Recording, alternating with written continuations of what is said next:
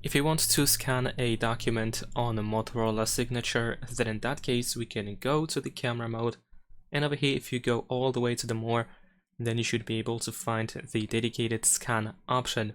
Now in here we can just simply point at our document that we want to capture, and we don't even have to use the shutter button. You don't have to press it.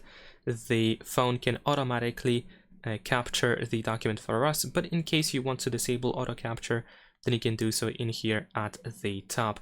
So we can point at the document, and of course the phone can easily take the scan for us.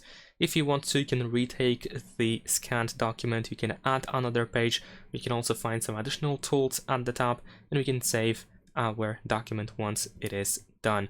And we can actually, well, it is saved both as an image in the gallery and also as a PDF document in files. So that's pretty much it. Leave a like and subscribe.